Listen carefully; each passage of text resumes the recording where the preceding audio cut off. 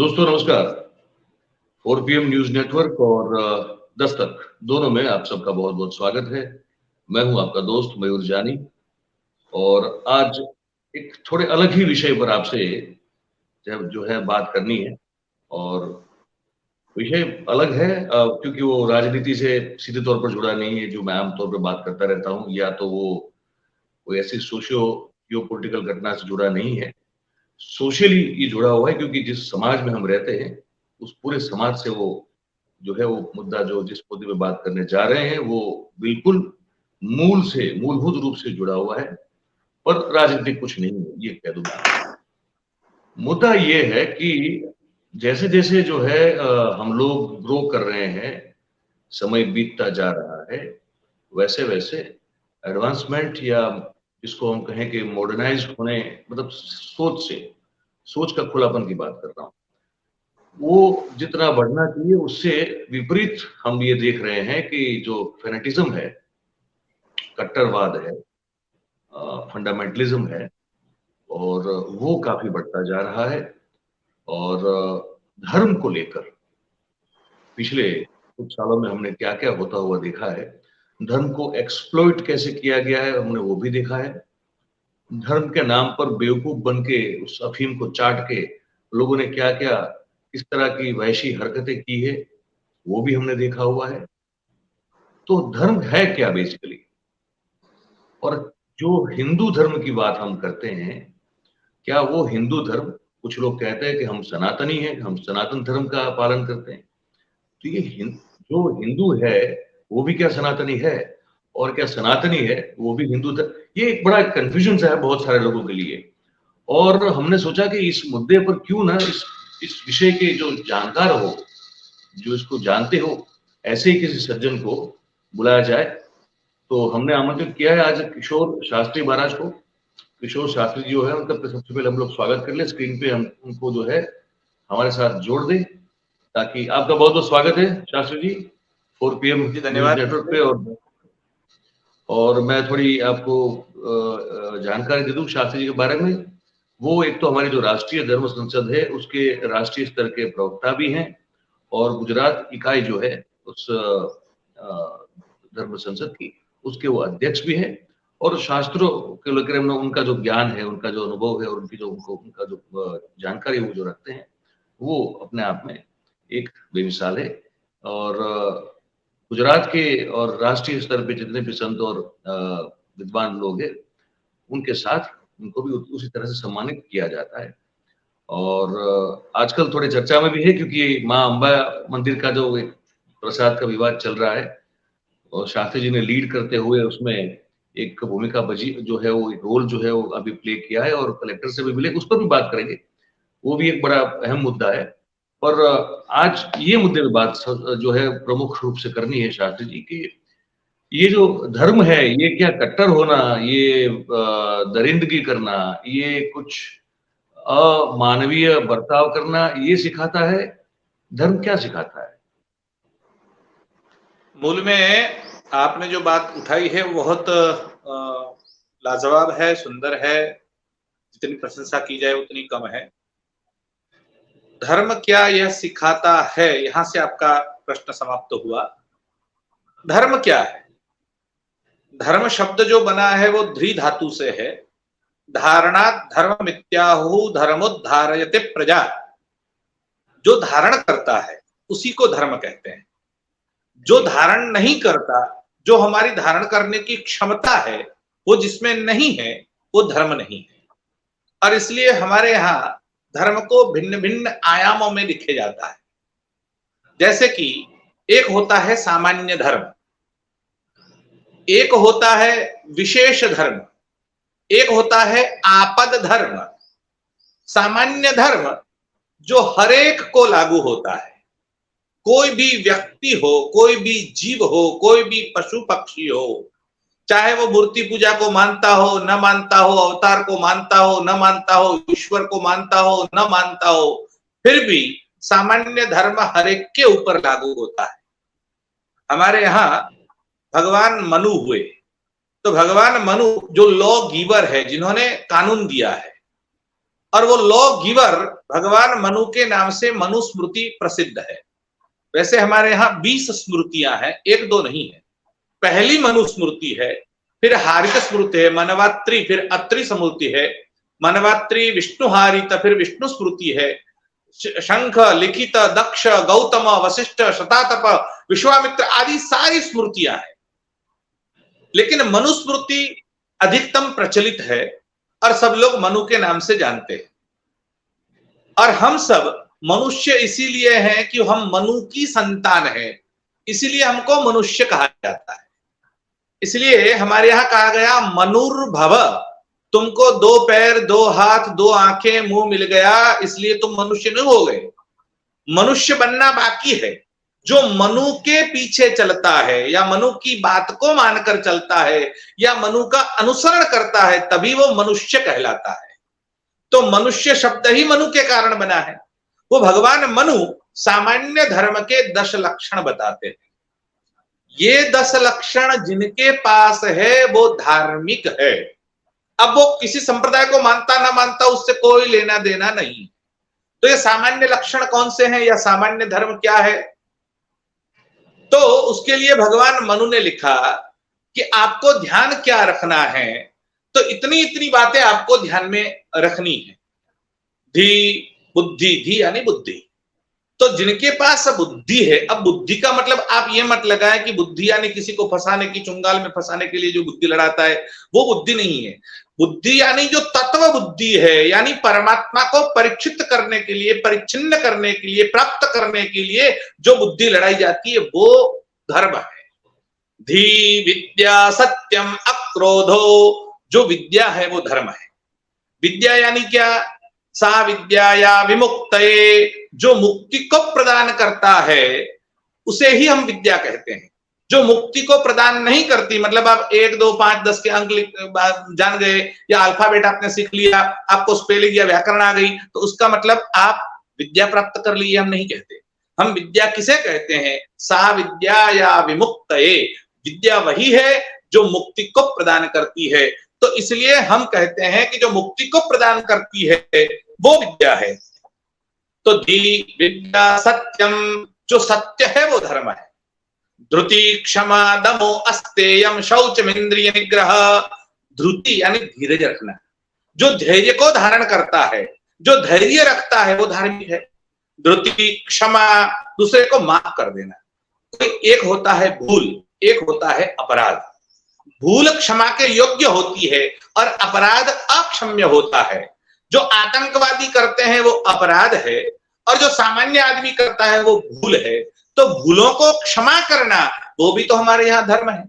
इसलिए हमारे यहाँ भागवत में ये कथा आई है कि अश्वत्थामा ने पांडवों के 5 पुत्रों को मार दिया। तब भगवान कृष्ण अर्जुन को साथ में लेकर गए और अश्वत्थामा को पकड़ कर ले आए और द्रौपदी के सामने जब रखा और द्रौपदी ने कहा क्या करना चाहिए, तो भीम ने कहा इसको मार डालो। जब भीम ने कहा मार डालो, भगवान ने कहा सही है। द्रौपदी ने कहा नहीं मार सकते, इसको छोड़ दो, क्षमा कर दो। मुच्यताम मुच्यताम एषः ब्राह्मणो नितरां गुरुः, ये ब्राह्मण है, ये मारने के योग्य नहीं है, इसका वध नहीं करना चाहिए, इसको छोड़ दो। भगवान श्री कृष्ण ने कहा ये भी बात सही है। तो अर्जुन ने कहा दोनों की बात सही कैसे हो सकती है? भगवान ने कहा तू शास्त्र नहीं पढ़ा क्या? तुझे तो शास्त्र पता है। तो क्षमा करना भी हमारे यहाँ धर्म माना गया है। तो ब्राह्मण के शरीर के वध को वध नहीं माना गया, अतः इसके शरीर का वध मत करो। वपनम द्रविणादानम स्थानम निर्यापणम, तथा उसका मुंडन कर लो, जनेऊ ले लो, उसके पैसे ले लो और उसको स्थापन निर्यापन कर दो, उसको वहां से देश निकाला कर दो। यही उसके लिए वध के योग्य है। मतलब महापुरुष का अपमान भी वध के समान होता है। तो हमारे यहाँ क्षमा करना भी धर्म है। धृति क्षमा दमो, दमन करना। आपका मन कहीं भी भटकता है, आपकी जिह्वा इंद्री कहीं भी भटकती है, आपके कान कहीं भी चले जाते हैं, आपकी आंख कहीं भी दृष्टि घूम जाती है, ये योग्य नहीं है। तो उनके ऊपर दमन करना, 10 इंद्रियों के ऊपर, ये भी तो धर्म है। दमो अस्तेयम, चोरी न करना, वो भी तो धर्म है। अस्तेयम शौच यानी पवित्रता रखना, वो भी धर्म है।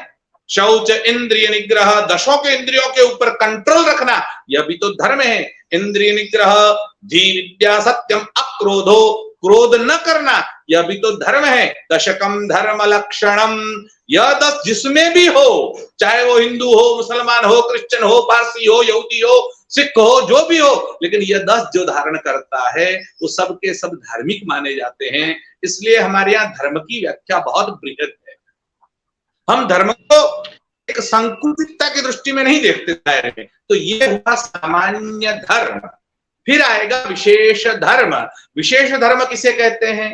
पुत्र का माता पिता के प्रति धर्म, माँ बाप का पुत्र के प्रति धर्म, गुरु का धर्म, शिष्य का धर्म, पति का धर्म, पति का पत्नी का धर्म, राष्ट्र के प्रति जो आप करते हैं वो राष्ट्र धर्म। तो ये सब विशेष धर्म है। वो उतनी ही मर्यादा में लागू होते हैं, हर जगह वो लागू नहीं होते। वो होता है विशेष धर्म। जैसे हमारे यहाँ वर्ण और आश्रम के धर्म है।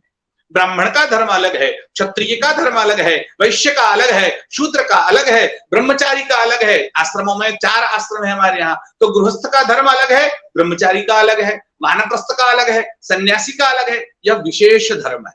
तो एक हुआ सामान्य धर्म, एक हुआ विशेष धर्म, और तीसरा होता है आपद धर्म, जो धर्म न होते हुए भी धर्म है। इसका नाम है आपद धर्म। आपत्ति काल में, जैसे हमारे यहाँ मांस मदिरा पीना या खाना वो बिल्कुल निषेध है, नहीं खाना चाहिए। आपको मांस खाना मना है, लेकिन अकाल पड़ गया, खाने के लिए कुछ नहीं मिल रहा है, तो भगवान विश्वामित्र कुत्ते की जो टांग है वो लेकर खाने के लिए उद्यत हुए, और तभी बारिश हुई, उन्होंने फेंक दिया। खाने के लिए उद्यत हुए, खाया नहीं। लेकिन उस समय अगर खा भी लिया जाए तो उसे धर्म कहते हैं, क्योंकि वो आपद धर्म है। आपत्ति काल में वो काम करता है, वो आपद धर्म है। वो हर जगह काम में नहीं लाया जा सकता। जैसे कोई आदमी घर में पूजा करता है, रोज स्नान करता है, लेकिन 3 दिन की मुसाफरी है और स्नान करने को नहीं मिला, तो बिना स्नान किए सूर्य के सामने खड़ा रहकर भी भगवान की पूजा कर ले तो वो धर्म बन जाता है। तो आपद धर्म अलग होता है, विशेष धर्म अलग है, सामान्य धर्म अलग है। तो धर्म तो बृहद है, लेकिन इतने में हम छोटी सी जानकारी धर्म की ले सकते हैं। आपने मनु महाराज की और मनुस्मृति की बात की। ये आज इस युग में ये मनुस्मृति और मनु भगवान की जो आप बात कर रहे हैं, वो सबसे ज्यादा जो है वो निशाने पे होते हैं। हमारे जो दलित समाज के भाई हैं, बहनें हैं, या तो जो पिछड़े समाज से लोग होते हैं, और वो इस मनुस्मृति से और मनु भगवान के जो विचार है उससे बहुत पीड़ित और दुखी पाए जाते हैं। तो क्या वो जो है वो सही में वो लिखा है दलितों के दमन को लेकर, जो उसमें स्त्रियों के साथ के व्यवहार को लेकर, और विशेष रूप से जो पिछड़ों के साथ, शूद्रों के साथ के व्यवहार को लेकर जो कहा जाता है, क्या वो सही में लिखा है? और अगर क्या लिखा है तो आपको लगता है कि वो ठीक है और उचित है? पहली बात तो मनुस्मृति को समझने की जरूरत है। आप अगर मनुस्मृति को समझेंगे नहीं तो आपको दिखेगा कि ये लिखा है, लेकिन मनु ने किस आधार पर और कहां लिखा है, जैसे मैंने अभी आपको आपद धर्म बताया। अब मनु ने कहा आतंकवादियों का वध करना चाहिए, और मनु ने कहा स्त्री अवध्य है, स्त्री का वध नहीं करना है। ये मनु महाराज का कथन है। और फिर कहा आतंकवादियों का वध करना चाहिए, तो भगवान राम या कृष्ण जन्म लेने के बाद पहला वध किसका करते? कृष्ण ने पहला ही वध पूतना का किया, और राम जी ने पहला ही वध राक्षसी का किया है। तो वो स्त्री होते हुए भी उसका वध किया। क्यों किया? क्योंकि वो आतताई है। तो आतताई को मारना धर्म बन जाता है, और स्त्री अवध्य है, लेकिन स्त्री भी अगर आतंकवादी है तो उसका वध हमारे यहाँ धर्म माना गया है। इसलिए जो लोग भगवान मनु को नहीं जानते वही ये बात बोल सकते हैं। भगवान मनु ने, मनु क्षत्रिय है, पहली बात तो आप ध्यान में रखिए, मनु ब्राह्मण नहीं है, मनु राजा है, मनु क्षत्रिय है। और क्षत्रिय मनु ने सबके धर्म लिखे हैं। तो उन्होंने ऐसा तो उसमें भी लिखा कि क्षत्रियों की सत्ता के ऊपर ब्राह्मणों की सत्ता रहेगी, और ब्राह्मणों की सत्ता के ऊपर वेद की सत्ता रहेगी। तो अगर वो उन्मत्त होते और मनमानी करते तो सबसे ऊपर राजा को बताते, लेकिन ऐसा उन्होंने नहीं कहा। इसी प्रकार ये जो प्रसिद्ध वाक्य आप जानते हैं और हर जगह लिखा जाता है, बोला जाता है, चिल्लाते हैं लोग, यत्र नार्यस्तु पूज्यते रमन्ते तत्र देवता, यह वाक्य भगवान मनु का है, यह मनुस्मृति का है। जहां स्त्रियों की पूजा होती है वहां देवता रममाण करते हैं। ये लिखने वाले भगवान मनु वो स्त्रियों के विरोधी कैसे हो सकते हैं? और भगवान मनु उन्होंने कहा कि अगर जैसे हम हमारे यहाँ कानून बनाते हैं, लोग डिमांड ये करते हैं कि लॉ सबके साथ एक जैसा होना चाहिए। ब्राह्मणों के लिए अलग लॉ लिखा है, शूद्रों के लिए अलग लिखा है। सही बात है, लिखा है अलग, लेकिन क्या लिखा है कि अगर शूद्र कोई भूल करता है तो उसको माफ किया जा सकता है, लेकिन वही भूल अगर ब्राह्मण करता है तो उसको दंडित किया जाना चाहिए। तो ब्राह्मणों के लिए सजा विशेष लिखी है उन्होंने, क्योंकि वो ज्ञाता है और ज्ञाता होकर अगर भूल करता है तो उसको विशेष सजा मिलनी चाहिए। तो अगर विशेष सजा का पात्र ब्राह्मणों को माना गया, किस आधार पर माना गया? क्योंकि वो जानते हैं, तो जो जानते हैं उनका दंड भी विशेष होगा। तो भगवान मनु ने कोई पक्षपात नहीं किया, सबका ध्यान रखा है। लेकिन किसी को आदत पड़ जाती है कि भाई मनु का विरोध करो, किसी का ना किसी का विरोध करो। आपने एक कथा सुनी होगी, एक बाप बेटा घोड़ा लेकर जा रहे थे, तो बाप ने कहा बेटे से घोड़े पर तू बैठ जा, मैं नीचे चल के आता हूं। तो कुछ लोग सामने मिले, उन्होंने कहा इस बेटे को जवान जो दे, उसको पता नहीं चलता कि बूढ़ा बाप तो चल रहा है और खुद घोड़े पर बैठ गया है। तो बेटे ने कहा पिताजी ऐसा करिए, मैं उतर जाता हूं, आप चढ़ जाइए। तो बाप चढ़ गया, बेटा उतर गया। तो कुछ लोग और सामने मिले, उन्होंने कहा ये बूढ़ा जब शादी की तो घोड़े में नहीं चढ़ा होगा, अब बेटा बेचारा चल रहा है और खुद ऊपर चढ़ गया है। तो बाप ने कहा बेटे को तू भी ऊपर आ जा, हम दोनों ऊपर चढ़ जाते हैं। तो दोनों ऊपर चढ़ गए। तो फिर कुछ लोग मिले मानवतावादी, उन्होंने कहा ये दोनों एक मूंगा पशु है, इनको दया भी नहीं आती, एक के ऊपर दो चढ़कर बैठे हैं। अब दोनों ने कहा ऐसा करते हैं, दोनों नीचे उतर जाते हैं और वैसे ही चल के जाते हैं। तो दोनों उतर गए। फिर कुछ लोग मिले कि साले मूर्ख है, घोड़ा है अपने पास और दोनों चल के जा रहे, तो मूर्ख ही तो है। तो मतलब किसी न किसी को तो आप गाली दो, ये जिनकी आदत हो गई है वही लोग भगवान मनु को गाली देते हैं। भगवान मनु ने जो लिखा वो तार्किक आधार पर और सही जो मायने में है वही लिखा। अच्छा, अब ये बहुत जरूरी इसलिए था क्योंकि एक्चुअली धर्म, क्योंकि गीता कितने लोग सही अर्थ में पढ़ते हैं नहीं पढ़ते, उसका सही अर्थ से भावानुवाद या उसका अर्थ कौन कितने लोग समझते हैं, ये बड़ा एक सवाल रहता है। तो वहां तो धर्म की बहुत अच्छी अद्भुत व्याख्या की गई है, लेकिन आपने इसको व्यवहारिक रूप से जो हमारे यहाँ जो जिस तरह से धर्म व्याख्यात हुए वो आपने बता दिया कि भाई एक है वो एक इन जनरल वाला जो है, दूसरा आपने कहा विशेष है, तीसरा आपने कहा कि आपद धर्म है, कम से कम ये तो है। और अब बात करते हैं कि ये सनातन धर्म और हिंदू धर्म में फर्क क्या है, क्या कोई है फर्क? अगर है तो क्या है, अगर नहीं है तो क्यों फिर दोनों को अलग अलग तरह से बुलाया जाता है? आप ऐसा समझिए, सनातन शब्द का अर्थ क्या है? सनातन यानी इटरनल, जो शाश्वत है उसे कहते हैं सनातन। मतलब जो बिगिनिंगलेस है और एंडलेस है, जिसका न प्रादुर्भाव हुआ है और न जिसका अंत होगा, जो अनादि है और अनंत है, जिसका जन्म भी नहीं हुआ और जो मृतक भी नहीं होगा। तो ये जो है उसे कहते हैं सनातन। तो सनातन कौन है? सनातन केवल एक ही है, जिसका नाम है परमात्मा, जिसका नाम है ईश्वर, जिनका नाम है ब्रह्म। वही केवल सनातन है, इसको छोड़कर कोई सनातन हो नहीं सकता।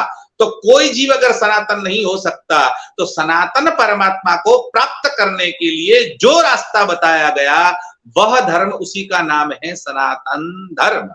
अब सनातन धर्म है, आपने हर जगह पर यह सुना है कि जैनों के धर्म, तो उसकी धर्म पुस्तक कौन सी है? तो ये उनकी धर्म पुस्तक है भाई, कल्पतरु उनकी धर्म पुस्तक है। आपने सुना कि सिखों का धर्म है, तो सिखों की गुरु ग्रंथ साहिब है, वो उनकी धर्म पुस्तक है। ईसाइयों का बाइबल उनकी धर्म पुस्तक है, मुसलमानों का कुरान उनकी धर्म पुस्तक है। तो हर एक की एक धर्म पुस्तक होती है। सनातनियों की धर्म पुस्तक कौन सी? इसलिए हमने कहा कि वेद प्रणीतो धर्मो ह्य धर्मस्तद विपर्यय, वेद ही हमारा धर्म है। वेदोखिलो ही धर्म मूलम, वेद ही अखिल धर्म का मूल है। और भागवत के 6ठे स्कंद में कथा में ये बात सुनाते हुए यम के दूतों ने कहा कि वेद प्रणहितो धर्मो ह्य धर्मस्तद विपर्यय, जो वेद कहता है वही धर्म है, ऑपोजिट टू धर्म, जो उससे विरुद्ध है उसका नाम अधर्म। मतलब उसके अलावा है वो अधर्म नहीं, उससे पैरेलल चलता है वो अधर्म नहीं, उससे विरुद्ध है तो वो अधर्म है। इसलिए पैरेलल हो सकता है। जैसे चश्मा की बात वेद में नहीं लिखी, तो चश्मा पहनना धर्म है या अधर्म, ऐसा कोई पूछेगा तो वो मूर्खता है।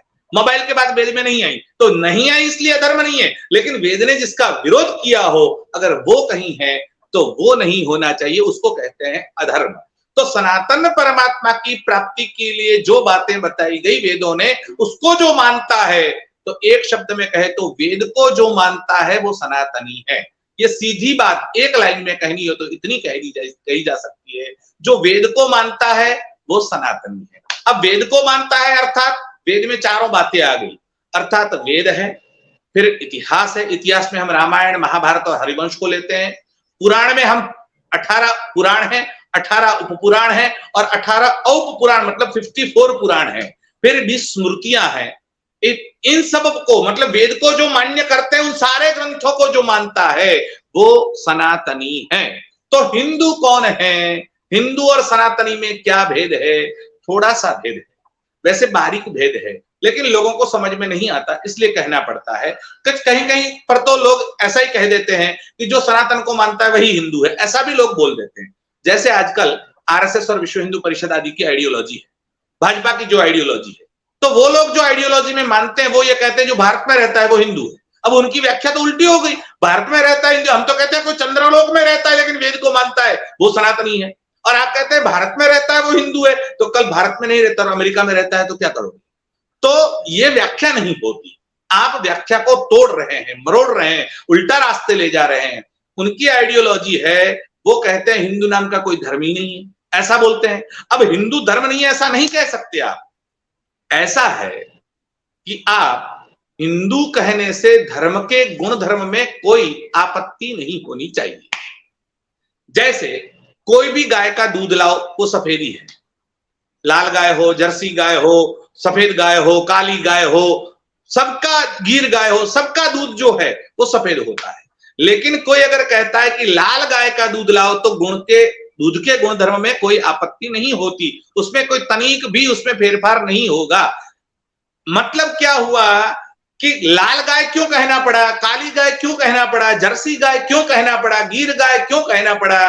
क्योंकि हमने उस गाय के दूध को जानने के लिए कि भाई ये गुण उसमें है, इसलिए उस गाय का दूध ले आओ, लेकिन उसमें दूध में कोई फर्क नहीं पड़ेगा। इसी प्रकार सनातन हिंदू धर्म के सिद्धांतों को जिन्होंने जाना उसका नाम उसके आगे लगाना पड़ा, इसलिए हमने हिंदू शब्द का प्रयोग किया। अब हिंदू शब्द के कई कई अर्थ हैं, हमारे यहाँ शास्त्रों में हिंदू शब्द आया है। कुछ लोगों ने यह कहा कि शास्त्रों में हिंदू शब्द है ही नहीं, वेदों में हिंदू शब्द है ही नहीं, गीता में हिंदू शब्द है ही नहीं। हमारे यहाँ कुछ संस्थाएं हुई, आजकल संस्थाएं बहुत चलती है, तो उन्होंने कहा गीता में हिंदू शब्द नहीं है, कोई ने कहा वेदों में हिंदू शब्द नहीं है। पहली बात ये ध्यान रखिए, गीता शब्दकोश नहीं है कि उसमें हिंदू शब्द होना चाहिए। गीता उसका महत्व अलग है, गीता में अश्वत्थ मतलब पीपल का उल्लेख आया है, लेकिन नीम का उल्लेख नहीं आया, तो क्या नीम को वृक्ष नहीं मानोगे? तो गीता में है नहीं इसलिए वो नहीं है, ऐसा नहीं कह सकते। गीता में नहीं है ये सही है, लेकिन गीता में नहीं है मतलब है नहीं, ऐसा आप नहीं कर सकते। तो सनातनियों में से जो कुछ लोग उससे भिन्न हुए मतलब अलग हुए और उन्होंने सनातनी वेदों का विरोध करते हुए सनातन के कुछ सिद्धांतों को अपना लिया, तो हमने उनको हिंदू तो माना लेकिन सनातनी नहीं माना। जैसे जैन हिंदू तो है लेकिन सनातनी नहीं है, बौद्ध हिंदू तो है सनातनी नहीं है, सिख हिंदू तो है लेकिन सनातनी नहीं है, आर्य समाजी हिंदू तो है लेकिन सनातनी नहीं है। तो ये हिंदू है लेकिन सनातनी नहीं, ऐसा कैसा कहेंगे? कुछ पूछ रहे हैं शास्त्री जी? आर्य समाज तो पूर्णतः पूरी तरह से ऋग्वेद की तर्ज पर तो पूरा वेदों की तर्ज पर तो पूरा जो समाज है, जो उसकी विचारधारा जो दयानंद सरस्वती ने रखी थी वो तो बिल्कुल वेदों पर आधारित है, तो फिर वो सनातनी क्यों नहीं हो? वही हम बता रहे हैं आपको, वही बता रहे हैं हम आपको। तो इसलिए पहले हिंदू की व्याख्या भी हमारे यहाँ आई है। पहली बात, वेदों में जो लोग कहते हैं कि हिंदू शब्द नहीं है, उनको एक बार धर्म सम्राट स्वामी करपात्री जी महाराज की 2 पुस्तकों का अध्ययन करना चाहिए। धर्म सम्राट स्वामी करपात्री जी महाराज ने एक ग्रंथ लिखा है, राष्ट्रीय स्वयंसेवक संघ और हिंदू धर्म, ये सबको पढ़ना चाहिए। और एक लिखा है विचार पीयूष, ये भी सबको पढ़ना चाहिए। और एक पुरी के शंकराचार्य हुए भारती कृष्ण तीर्थ, उन्होंने सनातन धर्म नाम का एक ग्रंथ लिखा है, उसको भी सब लोगों को पढ़ना चाहिए। आपको सारी बातें क्लियर हो जाएगी क्या है। अब हिंदू शब्द की व्याख्या और हिंदू वेदों में है कि नहीं है, वेदों के ऋग्वेद के 7वें मंडल के 64वें सूक्त में यह शब्द आया है, नेता सिंधुपति ही। अब आप कहें वहां सिंधु है, हिंदू तो नहीं है। अब लिखा तो सिंधु है, हिंदू नहीं है, लेकिन वेदों की जो परिपाटी जानते हैं उनको मालूम है कि वेदों में स की जगह ह बोला जाता है, य की जगह ज बोला जाता है, श बोलना हो तो ख बोला जाता है। इसलिए वेदों में षडानन नहीं बोलते, खड़ानन बोलते हैं, श का ख बोला जाता है। सरस्वत्यो हरस्वत्यो भवंती, सरस्वतियों तो हरस्वती बोली जाती है। इसलिए पाहन ते नहीं काट कठिनाई, तुलसीदास जी ने लिखा। तो पाहन नहीं, पाषाण शब्द है, लेकिन स का ह बन जाता है, इसलिए स का ह बोला जाता है। और य का ज, आज भी आप यूपी में जाइए तो यमुना नहीं बोलते, जमुना बोलते हैं। यमुना नदी को जमुना बोला जाता है, तो य का ज बोला जाता है। जैसे आप त्र्यंबकम मंत्र बोलते हैं, त्र्यंबकम यजामहे, तो यजामहे नहीं, अगर वेद की परिपाटी से परिचित है तो बोलेगा त्र्यंबकम जजामहे, वो य का ज बोलेगा। यंजते मनुहुतश्च, तो वो बोलेगा जंजते मनुहुतश्च, तो यह नहीं बोलेगा, ज बोलेगा। यजुर्वेद में भी तो वेदों की परिपाटी है, और परिपाटी का ज्ञान सबको नहीं होता, तो वो वहां स का ह बोलते हैं, श का ख बोलते हैं, य का ज बोलते हैं। तो यहाँ नेता सिंधुपति का नेता हिंदुपति ही है। अब कोई कहेगा कि वहां सिंधु शब्द सरोवर का या समुद्र का वाचक है, तो इसलिए पति शब्द पीछे आया है। समुद्र या सरोवर का कोई पति यानी मालिक तो हो सकता है, लेकिन नेता नहीं हो सकता। नेता केवल प्रजा का ही होता है, और उसमें दोनों शब्द आए, नेता सिंधुपति ही, मतलब नेता किसका होता है, प्रजा का ही होता है। तो वहां हिंदू शब्द है, लेकिन जानने की आवश्यकता है। कालिका पुराण में हिंदू शब्द है, हमारे यहाँ अलग अलग भिन्न भिन्न ग्रंथों में हिंदू शब्द आया है। तो आ सिंधु सिंधु पर्यंता यस्य भारत भूमिका पितृभू पुण्य भुश्चैव, सब में आया है। हिमालयम समारभ्यत यावद हिंदू सरोवरम तम देव निर्मितम देशम हिंदुस्तानम प्रचक्षते। तो हिंदू शब्द बोलने से आप अब हिंदू की व्याख्या में जाइए और देखिए, हिंदू की अलग अलग भिन्न भिन्न बहुत सारी व्याख्याएं हुई, लेकिन हमारे यहाँ माधवाचार्य शास्त्री हुए, उन्होंने इन सारी व्याख्याओं को एकत्रित करके सार रूप एक श्लोक में सारी बातें कही। और उन्होंने कहा कौन हिंदू है, बोले ओंकार मूल मंत्रढ़ पुनर्जन्म दृढ़ाशय गो भक्तो भारत गुरु हिंदू हीनत्व दूषक। ये 5 चीजें जिसमें है वो हिंदू। ओंकार मूल मंत्रढ़, जो ओंकार को मानता है वो हिंदू है। अब सनातनी जो लोग, हमने कहा वैदिक जो लोग हैं वो ओम को मानते हैं। आप कोई भी मंत्र, गायत्री मंत्र की शुरुआत कहां से होगी, ओम की। अरे नमः शिवाय भी बोलेंगे तो ओम नमः शिवाय, द्वादशाक्षर नमो भगवते वासुदेवाय बोलेंगे तो ओम नमो भगवते वासुदेवाय, त्र्यंबकम जजामहे बोलेंगे तो सारे वेद मंत्र सबकी शुरुआत ओम से होती है। हम तो ओम को मानते ही हैं, लेकिन जैन ओम नमो अरिहंताणम, ओम नमो सिद्धाणम, ओम नमो आर्याणम, ओम नमो उज्जायणम, ओम नमो लोय सबसावणम, ऐसो पंचनमुक्कारो सौ पवपणासनो मंगलाणं सव्वेसी पडम, तो वो भी ओमकार को मानते हैं। बौद्ध लोग वो लिखते हैं ओम मणिपद्मे हुम नमः, वो भी ओमकार को मानते हैं। बौद्धों का ओम से विरोध नहीं है, ओम को तो वो भी मानते हैं, वो सनातनी नहीं है, वेद के विरोधी है, लेकिन ओमकार को मानते हैं। और आर्य समाजी भले ही मूर्ति पूजा को नहीं मानते, भले ही पुराणों को नहीं मानते, भले अवतारवाद को नहीं मानते, लेकिन आर्य समाजी ओमकार को मानते हैं। अपनी टोपी पर भी ओम लिखते हैं, जेब पर भी ओम लिखते हैं, और ध्वजा पर भी ओम लिखते हैं। वो अ उ म ऐसा ओम लिखते हैं, लेकिन ओमकार को मानते हैं। तो हिंदुओं की प्रधानता ये 5 शाखाएं, 5वीं शाखा है सिख। और सिख भी, सिखों के वहां ट्रक के ऊपर आपने देखा होगा एक ओमकार, एक लिखते हैं और ओम लिखते हैं। एक ओमकार, केवल ओमकार ही है, उसके अलावा किसी का अस्तित्व नहीं है। अरे यहां तक कि सिखों के गुरु ग्रंथ साहिब में 10 बार नहीं 50 बार राम का नाम आया है। और गुरु नानक तो कहते थे राम की चिड़िया राम का खेत, खाले चिड़िया भर भर पेट। तो वो ओमकार को भी मानते हैं और राम को भी मानते हैं। तो एक तो जो ओमकार तो मानता है वो हिंदू है। ओमकार मूल मंत्रढ़, दूसरी बात कही पुनर्जन्म दृढ़ाशय, जो पुनर्जन्म को मानता है वो हिंदू है। सनातनी पुनर्जन्म को मानते हैं, जो जैन है वो पुनर्जन्म को मानते हैं, बौद्ध पुनर्जन्म को मानते हैं, आर्य समाजी पुनर्जन्म को मानते हैं, और सिख भी पुनर्जन्म को मानते हैं। एक अर्थ में ईसाई और मुसलमान भी मानते हैं कि कयामत का दिन आएगा और सब वापस खड़े हो जाएंगे, लेकिन प्रत्यक्ष रूप से वो पुनर्जन्म को नहीं मानते। तो पुनर्जन्म को मानता है वो हिंदू है।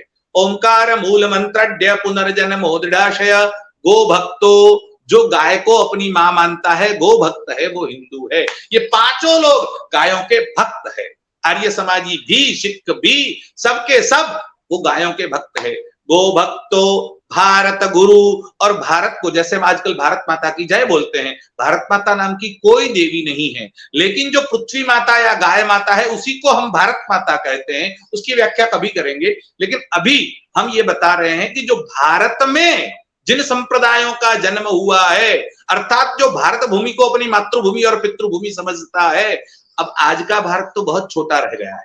महर्षि अरविंद के पुस्तक में जाइएगा और जरा देखिएगा इरावती नदी के उस पार से लेकर जॉर्डन नदी के उस पार तक भारत विस्तरित था। ये सारे के सारे जितने एशिया आज का दिखाई देता है वो सारे देश भारत में थे।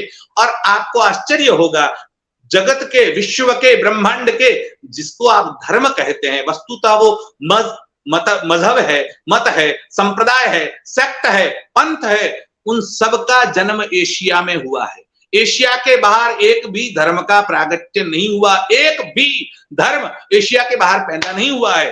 तो जो भारत को अपनी मातृभूमि और पितृभूमि मानता है उसको हम हिंदू समझते हैं। और इसलिए गो भक्तो भारत गुरु, और पांचवी बात कही, हिंदू हीनत्व दूषकः, जो हीन आचरण वाले को त्याज्य समझता है। हमारे यहाँ आपको शायद पता होगा कि कोई ब्राह्मण है और उसने किसी की हत्या कर दी तो उसको समाज से बॉयकॉट किया जाता था, निकाल दिया जाता था। अरे वो ब्राह्मण नहीं, क्षत्रिय हो, वैश्य हो, शूद्र हो, जिसने भी समाज के नीति नियमों का या धर्म के नीति नियमों का उल्लंघन किया उसका बॉयकॉट किया जाता था। फिर वो प्रायश्चित करता, गंगा जी में स्नान करता, गोदान करता, फिर उसको वापस अपने समाज में लिया जाता था। मतलब हीन आचरण जिसने किया है उसको जो त्याज्य समझता है वो हिंदू है। ये पांच बातें जो समझता है वो हिंदू है। इसमें ये बात नहीं है कि जो वेदों को मानता है वो हिंदू है, लेकिन जो वेदों को मानता है वो सनातनी है। लेकिन ये पांच सिद्धांतों को जो एडप्ट करता है, स्वीकार करता है, वो सारे के सारे हिंदू है। तो एक बारीक रेखा दोनों के बीच में है। इसलिए हमने पहले ही कहा कि जैन, बौद्ध, सिख, आर्य समाजी सनातनी नहीं है लेकिन हिंदू है। इसलिए जब हिंदू की बात करेंगे तो हम उनके साथ है, वो हमारे साथ है। लेकिन सनातन की बात करेंगे तो उनको विष्णु स्वीकार्य नहीं है, उनको यज्ञ स्वीकार्य नहीं है, उनको शंकर या शिव स्वीकार्य नहीं है, उनको भगवती देवी स्वीकार्य नहीं है, लेकिन सनातनियों को सारे के सारे पांचों देवता स्वीकार्य है। इसलिए हमारे यहाँ पंचायतन पूजा है, फिर उसकी बात कभी करेंगे। अभी तो ये समझ लें कि जो वेद को मानता है वो सनातनी है और इन पांच बातों का जो अनुसरण करता है वो हिंदू है। अच्छा, ये आपने जो भी बताया मुझे बिल्कुल एक गारंटी है कि जो भी दर्शक इसको हमारे साथ जो देख रहे हैं और जो आगे भी देखेंगे इस कार्यक्रम को, वो एक बड़ी क्लैरिटी उनके दिमाग में हो जानी चाहिए। और आपने शास्त्रों में श्लोक के साथ, उदाहरण के साथ आपने इस चीज को रखा है, जो आपने खुद नहीं रचे, जो रचे गए हैं आपने उसका वर्णन किया, आपने बोला है उसको। तो एक तो चीज यहाँ पे क्लियर होनी चाहिए, जो भी हमारे मित्र, जितने भी दोस्त लोग भी देख रहे हैं और आगे देखेंगे। अच्छा, ये जो आप कह रहे हैं शास्त्री जी, ये जो हमारी आज की जो सत्ताधारी पार्टी है, भारतीय जनता पार्टी, जो गुजरात में भी 27 साल से बैठी है और केंद्र में भी जो है 8 साल से बैठी हुई है, और वो और उनकी जो भगिनी संस्थाएं हैं, ये विश्व हिंदू परिषद हो या बजरंग दल हो, ये तथाकथित रूप से कहते हैं कि हम जो है वो हिंदू हित रक्षक हैं, है ना। ये व्याख्या पता है वहां किसी को फर्क क्या है दोनों के बीच में और क्या जिम्मेदारियां होती है? आप किसी को मिले हैं ऐसे कोई सज्जन से जो इस पार्टी का कोई बड़ा नेता हो और इसके बारे में कुछ जानकारी रखता हो?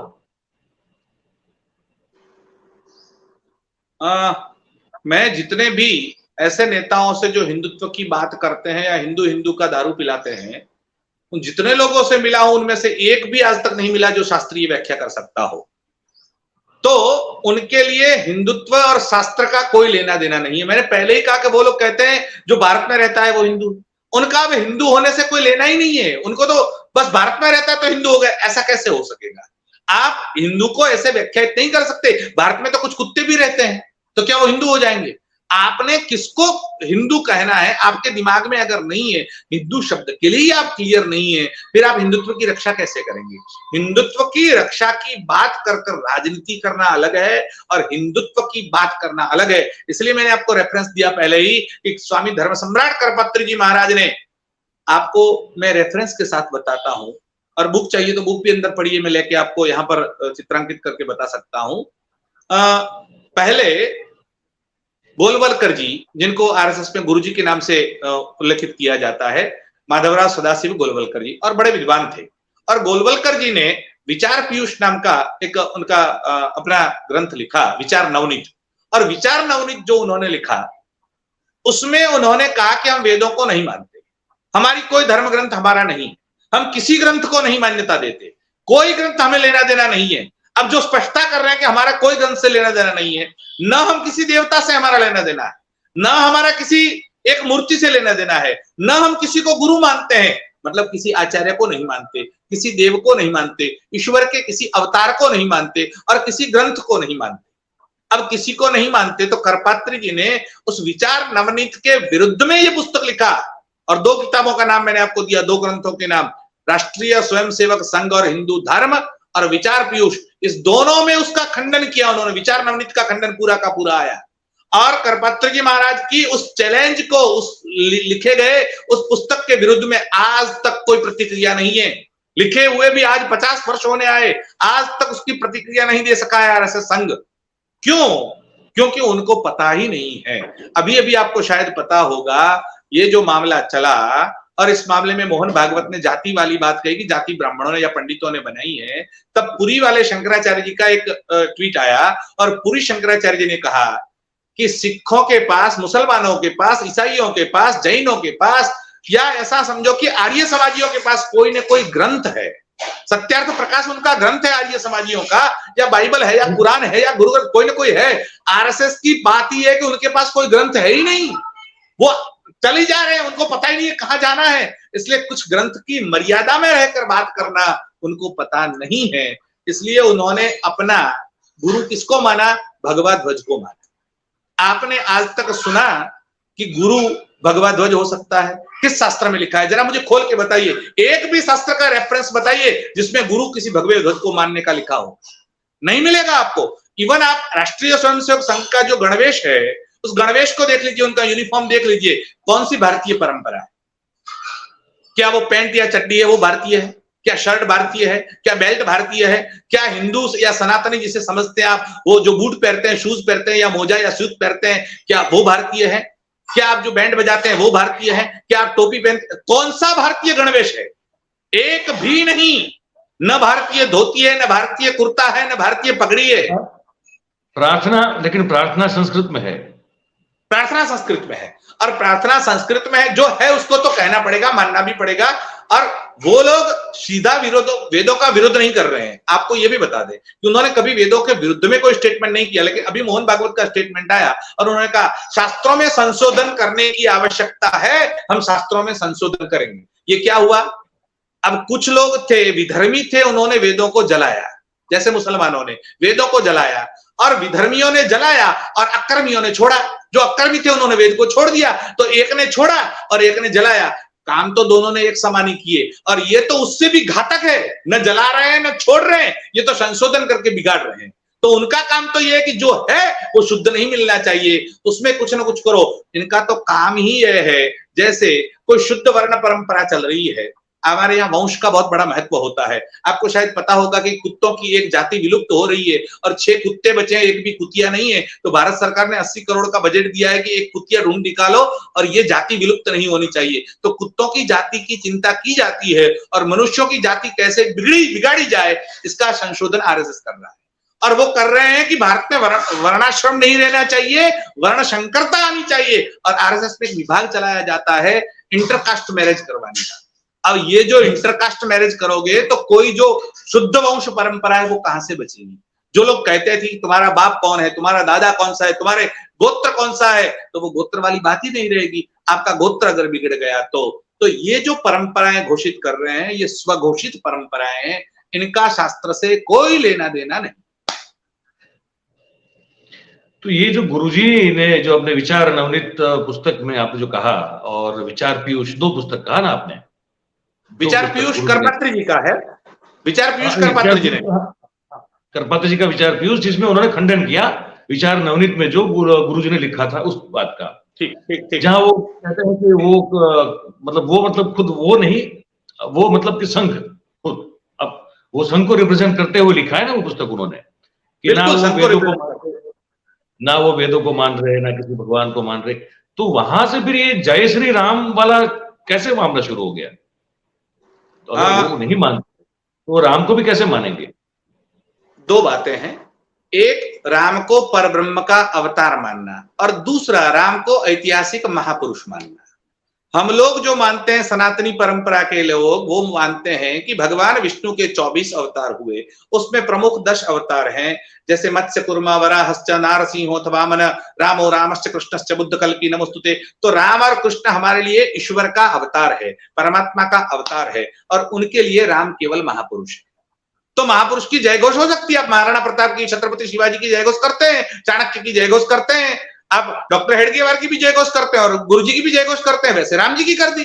तो उनके लिए राम महापुरुष है, अवतार नहीं है। तो ये उन्होंने कहा है, हम नहीं कह रहे।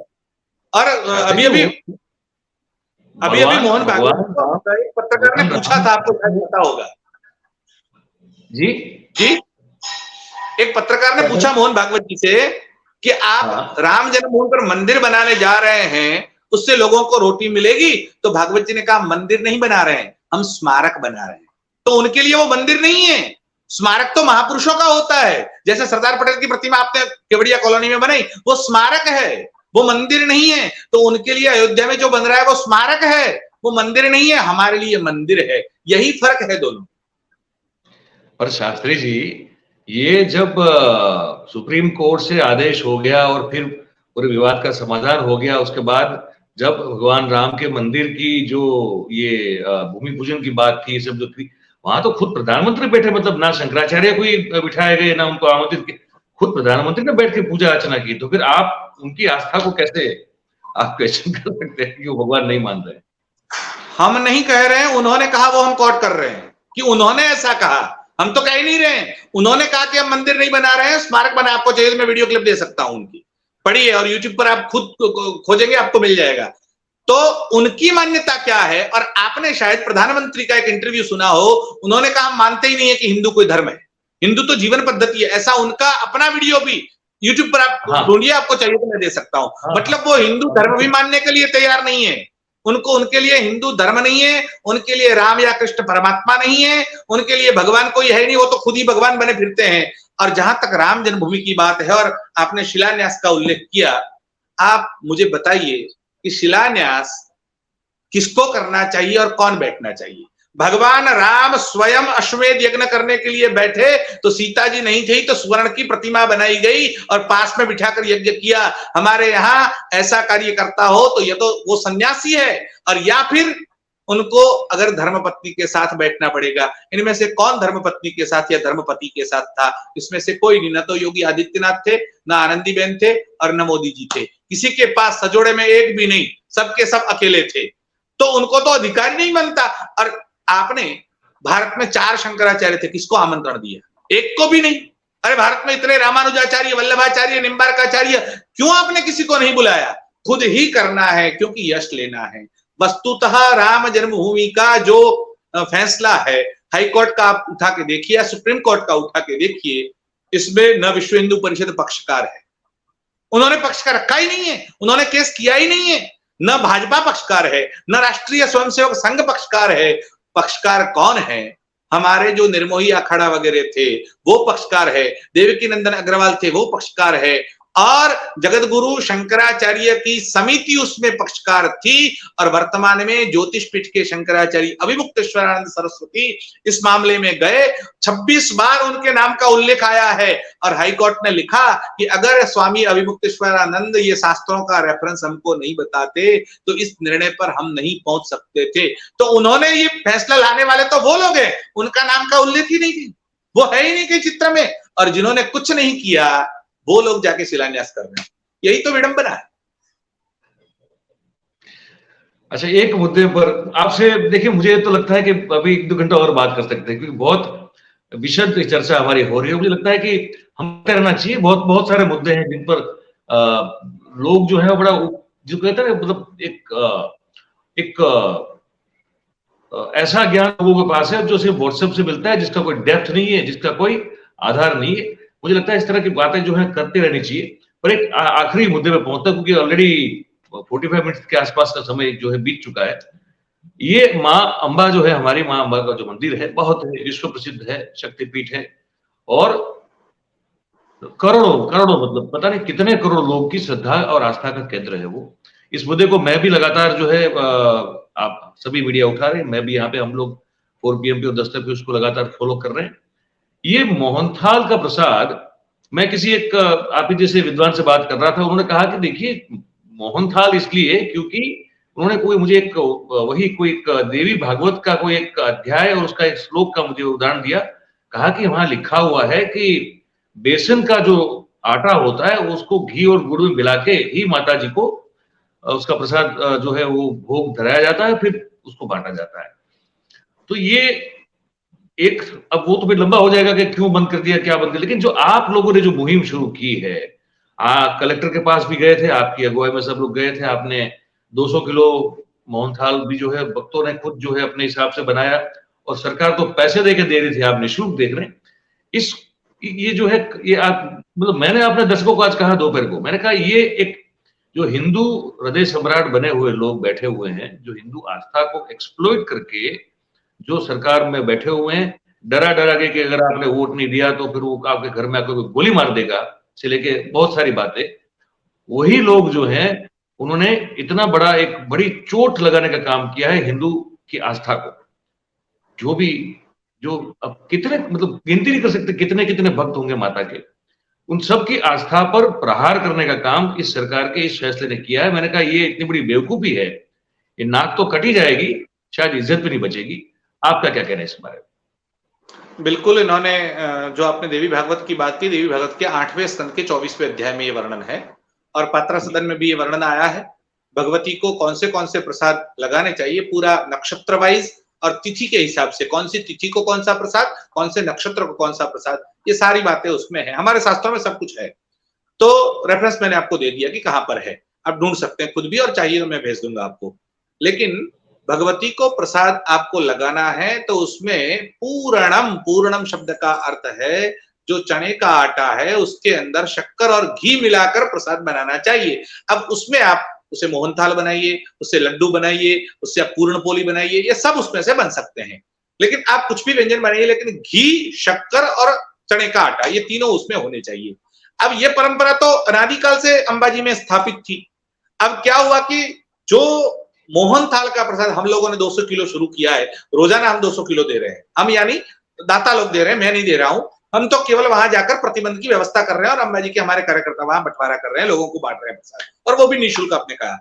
लेकिन जो प्रसाद की परंपरा थी उसमें ये जो परंपरा के पैकेट ये ट्रस्ट बनने के बाद सरकार की तरफ से या सरकार द्वारा जो वितरित किए जाते थे उसमें वो बिक्री करते थे, और 17 रुपए का पैकेट 25 रुपए में देते थे। 17 में ट्रस्ट खरीदता है, 25 में बेचता है, 8 रुपए मिल रहे थे उनको। अब चिक्की 7-8 रुपए का पैकेट मिलता है, वो 25 रुपए में बेच रहे हैं, तो 10 रुपया ज्यादा मिलने लगा। तो ये एक साल का पूरा आप हिसाब लगाएं तो कम से कम 17-18 करोड़ रुपए का पूरा ज्यादा मुनाफा कमाने की बात है। और या फिर किसी नेता का दबाव है जिसकी चिक्की नहीं बिक रही होगी, और चिक्की बनती किसमें से, शुद्ध तिल या शुद्ध उसमें से मूंगफली में से नहीं, मूंगफली का तेल निकालने के बाद जो वेस्टेज है उस खोल में से चिक्की बनाई जाती है, और ये चिक्की भगवती को धराई जाती है। अंबाजी में तो दोनों साइड 2 नदियां थी, पांसा गांव है, पांसा गांव में नदी थी, और कहा जाता है कि वहां से अगर आप अंदर प्रवेश करते हैं और माथे में तेल लगाया है तो नदी में स्नान करके तेल निकालने के बाद ही दर्शन के लिए जाना, ये परंपरा वहां की थी। मतलब माथे में तेल लगाया है तो आप नहीं जा सकते थे, और ये तेल की चिक्की बांट रहे हैं। तो ये गलत परंपरा जो कर रहे हैं, हर जगह इन्होंने गलत परंपरा की है। एक और गलत परंपरा यहां से प्रारंभ हुई है, और इसका हमारा विरोध। और ये तो आप कह रहे थे, मैंने सुना कि 30 दिन का तो बुकिंग हो गया भक्तजनों की ओर से, 30 दिन का बुकिंग हो गया, और 365 दिन का हो जाएगा हमारा, 365 दिन का बुकिंग हो जाएगा, कोई दिक्कत नहीं है उसमें।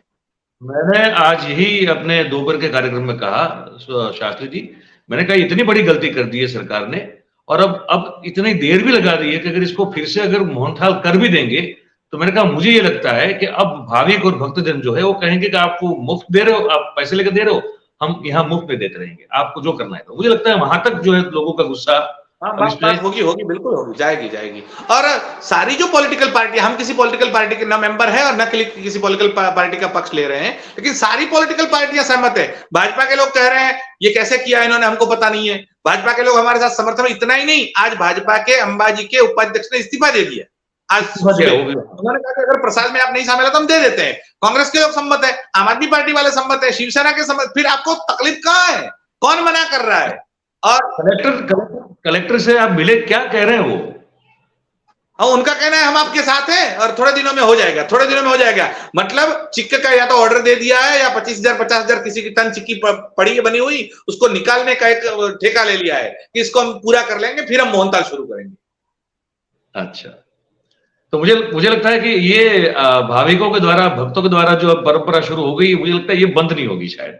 और सरकार अगर ये बंद नहीं होगी, 365 दिन का बुकिंग हो जाएगा और हर साल चलेगा।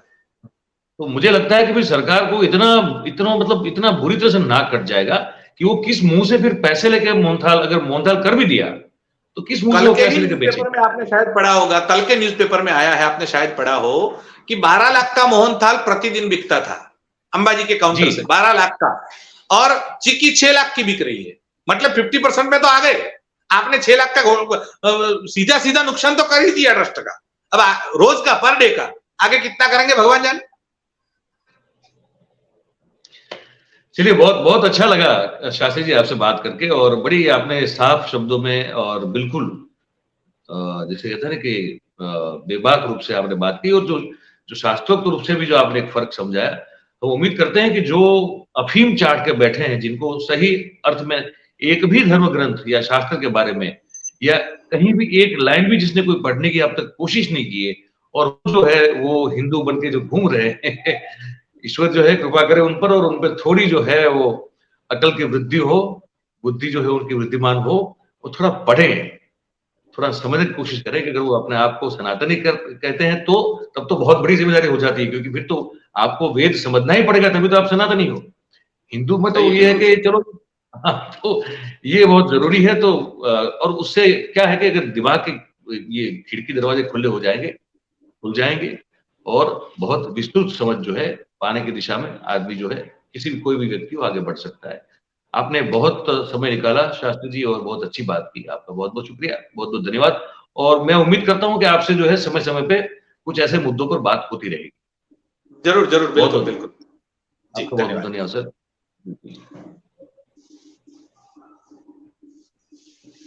तो दोस्तों, ये किशोर शास्त्री जी थे, और जैसे कि आपने देखा बहुत विद्वान व्यक्ति, और उन्होंने जिस तरह से इस पूरी बात को हमारे समक्ष रखने की कोशिश की, मुझे लगता है कि आप सबको बहुत इसमें आनंद आया होगा।